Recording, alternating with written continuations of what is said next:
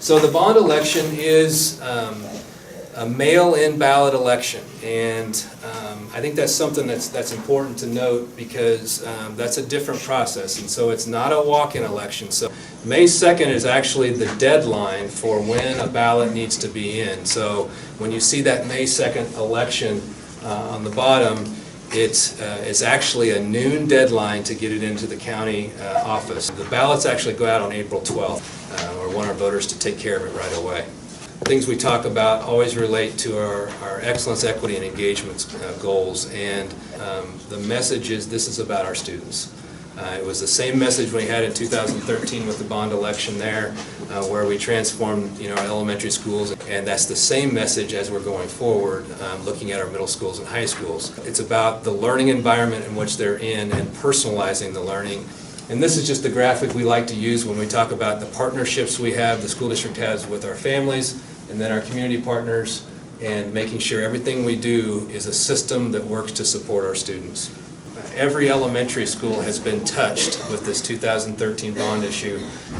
We're closing out the construction on Pinckney Elementary School.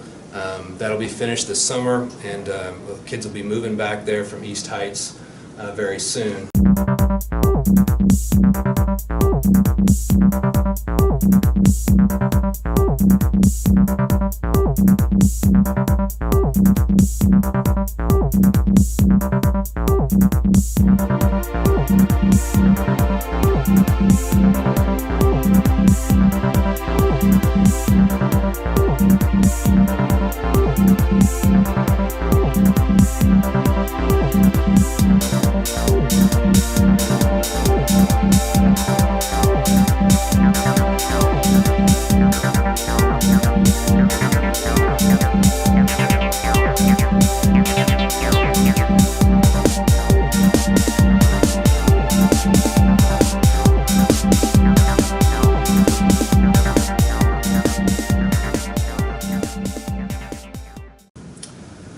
The facilities master plan, so how we got here.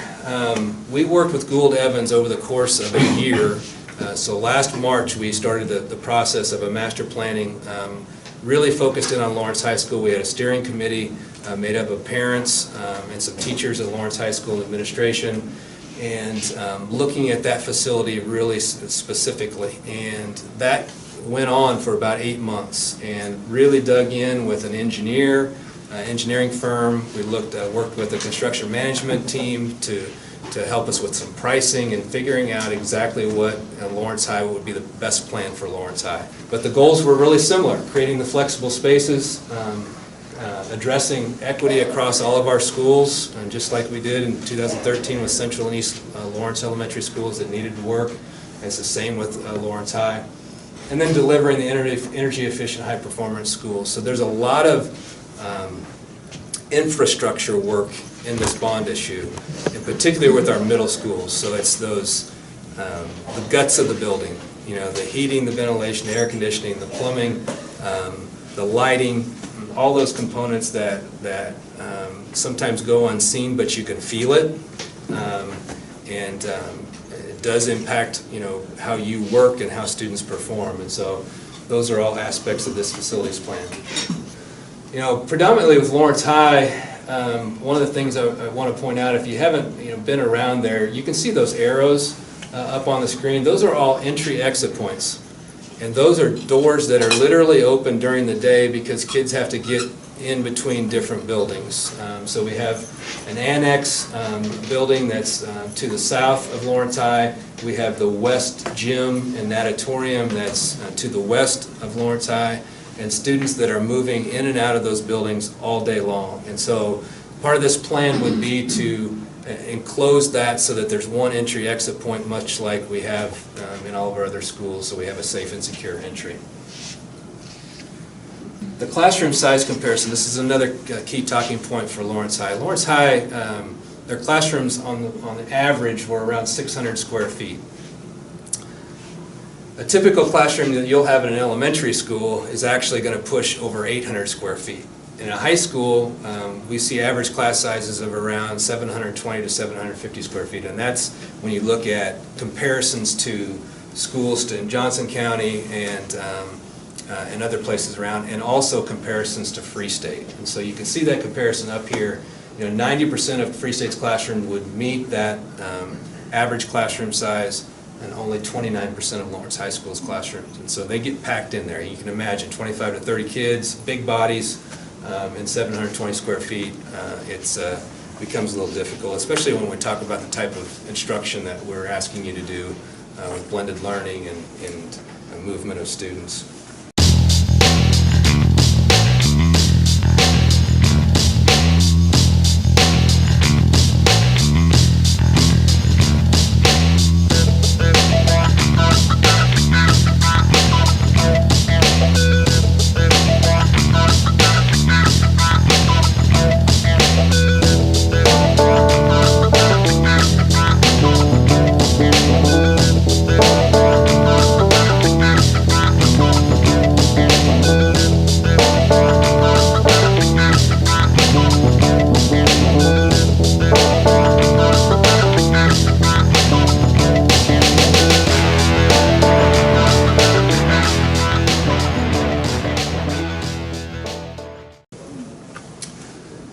You can see some photos here of just images, 3D images of what potential space would look like. You see a lot of transparency, that connection of the classroom to the corridors, connection of the classroom to our collaboration spaces. You see a much more modern library media center. You see some of the other key pieces to this besides the safe and secure campus, the flexible learning spaces, the large classrooms. There's some improvements to the kitchen area that currently it makes it very difficult to serve our 1,650 students, to get them through the line, and so some improvements we made there. And then I talked about the renovations to infrastructure, and then some site improvements too. Free State High School. So the second biggest project in here is Free State High School, and probably the takeaway with Free State High School is that it's a classroom addition. There's 7 classrooms that are slated to be built within this plan. Free State's grown by over 250 students in the last 5 years, and currently our teachers are sharing multiple classrooms a day. So the inclusion of that addition would allow for us to create some of the more flexible spaces, create the 21st century learning environment.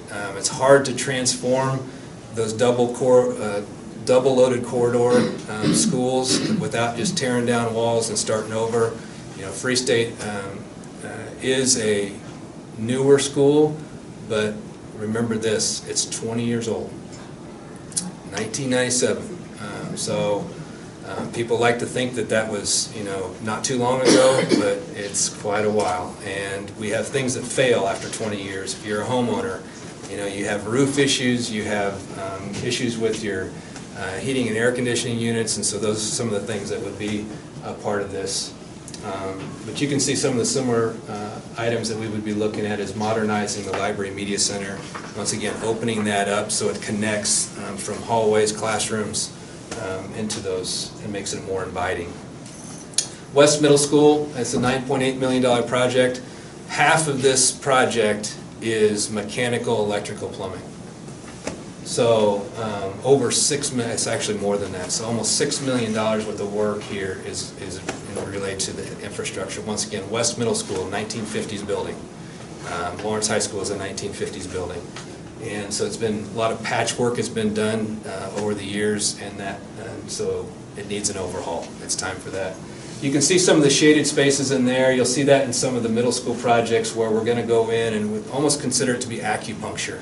You're going in and you're touching a few spaces. You're not going in and blowing a lot of stuff up, but you're going in and touching a few spaces to create the flexible classroom environments that connect to corridors in the regular classrooms. And then the library media, once again, going in there, completely transforming that and making sure that it is much more inviting. Liberty Memorial Central, very much the same as West Middle School, looking at those collaboration spaces, going in and just kind of touching on a few things. The Library Media Center would be a focal point, making sure that we also honor the architecture that is in a historical building that we need to make sure we pay attention to. Auditorium needs some work. Once again, it's not one of those things where we're going to go in and completely modernize their auditorium, but we want to make sure they have a good sound system. We want to make sure the lighting's good, and do some, renovations to a very cool space. Southwest Middle School, once again, it's a bigger price tag even than I even thought it would be, but a lot of that's due to roof work. On this one, it's almost a complete re-roof of this building, which that's almost half of that number. It's amazing how much money can be tied up and stuff like that, but very similar to the other projects with the middle schools. South, being our newest school, doesn't need as much work, and so there's not as much money tied up into this. Just touching a few spaces that we can, it's really using their current space differently, and it may be just be utilized with some furniture and building a few partial walls and things of that nature. This is how it all looks on one sheet. When you put all the money together, it ends up in an $87 million bond. And one of the things I didn't mention, it wasn't a slide up here, but the College and Career Center, that is a $600,000 project that would move our culinary arts program from Holcomb. If you didn't know that, our students currently from Free State Lawrence High go to Holcomb for a culinary arts program. That's where our CTRAN program, our adult special education program, is at Holcomb also. This will put them at the College and Career Center, which would make sense because that's where our students all come together anyway for some of those career and technical education courses, and so that program would be moved to that location.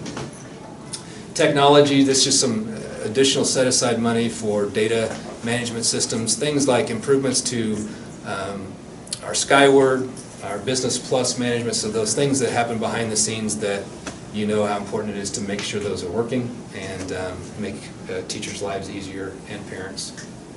It's important to understand the tax impact, and the shaded area there, the bond and interest levy, is what is impacted by this. So we're looking at a 2.4 mill levy increase with this bond election. You can see since 11-12, it's gone from 11.7 mils all the way down to 9.5.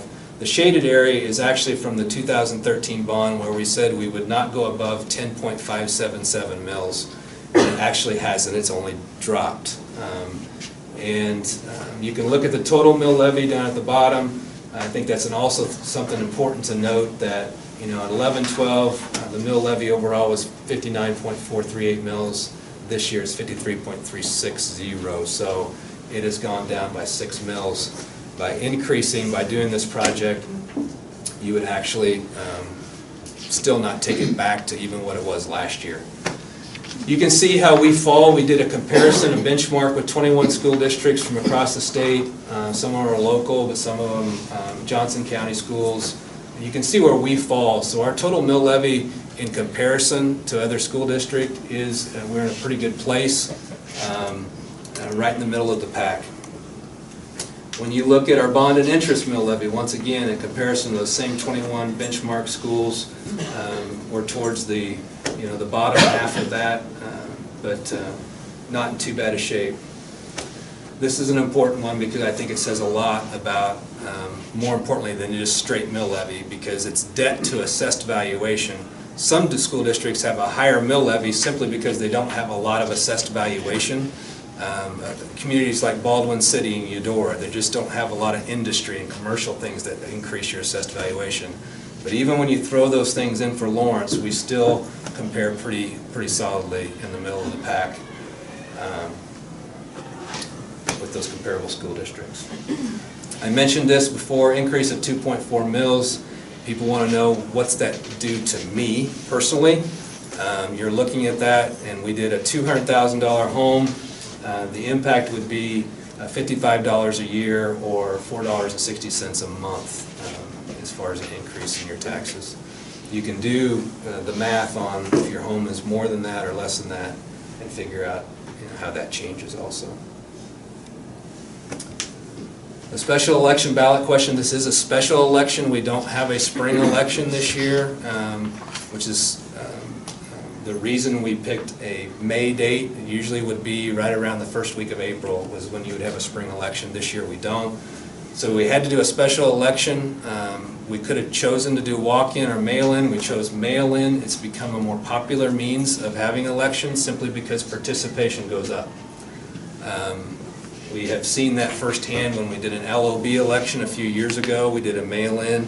Our participation was almost double what it was when we did the bond election in 2013. And so,